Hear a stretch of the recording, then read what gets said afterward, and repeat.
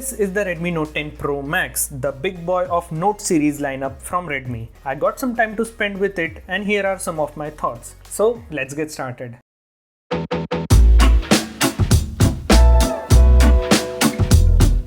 Okay, so the most talking point of this phone is its display, and it should be because Redmi has done an excellent job by giving an 6.67 inches AMOLED display with 120Hz refresh rate.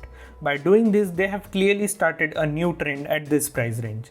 Talking about the overall display quality, it's really good. It has those deep blacks, poppy colors, really good viewing angles as an AMOLED display should have, and the peak brightness level is 1200 nits and is also HDR10 supported. As it's an AMOLED display, it gets support for always on display. There are different patterns to choose from and you can create a custom AOD as well. I have been using a 120Hz display smartphone for a really long time now, but when it's paired with an AMOLED panel, it feels amazing. Overall, the experience that you get with this display is really good, and you even don't have to pay 20,000 to get this. It starts at 18,000 with the Redmi Note 10 Pro, which is really good.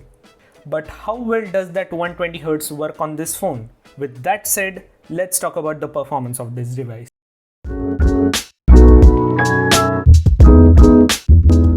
So the 10 Pro or 10 Pro Max comes with Snapdragon 732G, 6 or 8GB of LPDDR4X RAM, UFS 2.2 storage and Adreno 618 GPU.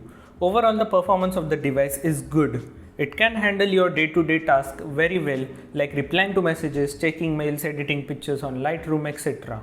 I also tried playing some light titles like Among Us for a while and it handled it pretty well. But if you play some heavy games like BGMI or Call of Duty for long duration, then this could start heating up.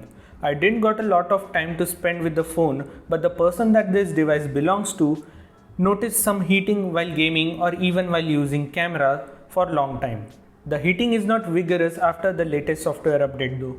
Talking about how well this could handle 120Hz, then I would say it handled it pretty well. See, there are some stutters here and there, but they were not too frequent. Overall, on normal usage, it feels really smooth. But as everyone say, with hardware, software plays an important role in overall performance, so let's talk about it.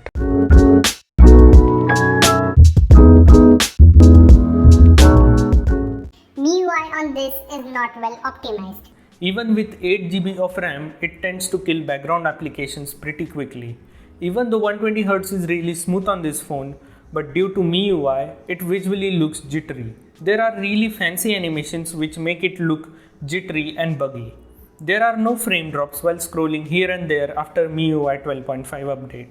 So overall, the performance of the device is actually good, but MIUI kind of ruins it with its bugs and poor optimization. I'm gonna leave it there.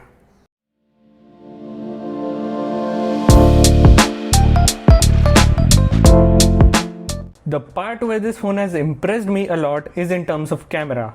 It has a 108 megapixel main camera, 5 megapixel macro camera, 8 megapixel ultra wide and 2 megapixel depth sensor. I would say don't go with numbers, have a look at images themselves.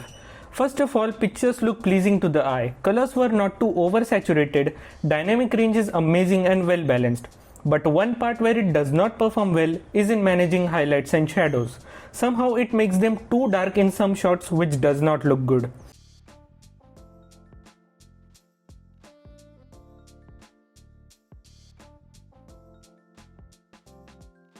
Ultrawide camera takes decent images with good dynamic range in good lighting conditions, but again it crushes highlights and shadows. Macro camera on this phone is amazing. You can click some creative pictures with it and it will not disappoint you.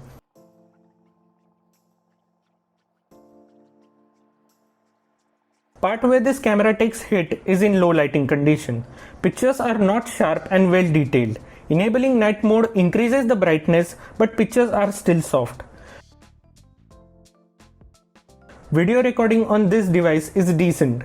It supports recording up to 4K 30fps, but only 1080p 30fps has a decent stabilization. Front camera is of 16 megapixel and images which it clicks are actually good. Skin tone is not perfect and it adds a little beautification to your face, but it does not blow out sky completely even after not enabling HDR mode, which is really good.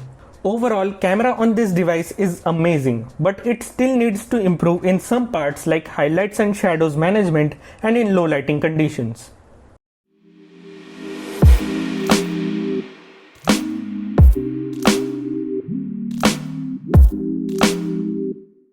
If I have to describe the design of this phone in 2 words, I would say practical and beautiful. This phone really looks beautiful, especially with this bronze color. It has a glass sandwich design with matte finish on the back, which helps in avoiding those smudges, though it still catches some, but they are not major. Despite having a glass back, it's not too heavy, but yes, the phone is tall and wide, so you can't use it with one hand. The camera bump is a bit raised, so it will wobble on plain surface, but a case can solve the issue. Talking about physical overview, at bottom you get a speaker grill, USB-C port and microphone. On right there is power button with fingerprint scanner and volume rockers. At top you get second speaker grill, headphone jack and IR blaster. On left there is SIM tray. At front the bezels are thin and the punch hole is also really small. Overall, the design of Redmi Note 10 and 10 Pro Max is amazing. You will love it.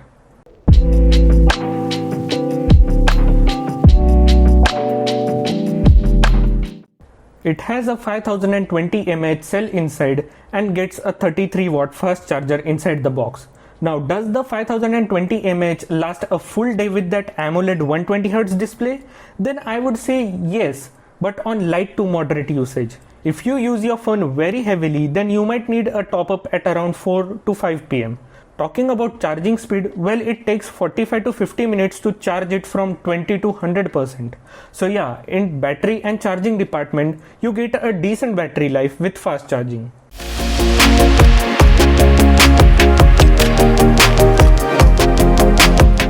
Talking about some small but important things, it has a side-mounted fingerprint scanner which works really well. Just due to animation, you might feel it a bit slow.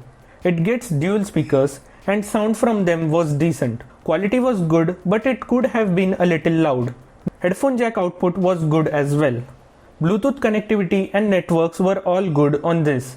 Though I didn't got a lot of time to test the network connectivity, but it's good as said by the owner.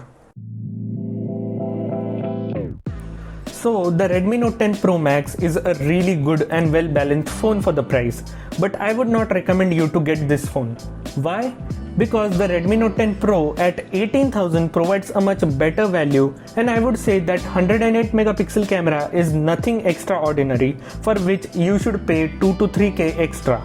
So get the Redmi Note 10 Pro, save some money and get a good pair of earphones. But Redmi Note 10 Pro and Pro Max are a brilliant option in their price range. I think they have just killed the competition in this segment, though remember that the only one caveat they have is MIUI. It's buggy and not well optimized. If Redmi could fix this issue, then they are the best phone under 15 to 20k, period. That's it. Thank you so much for watching this video. Hit the like button, subscribe to the channel, and I'll catch you guys in the next one. Bye.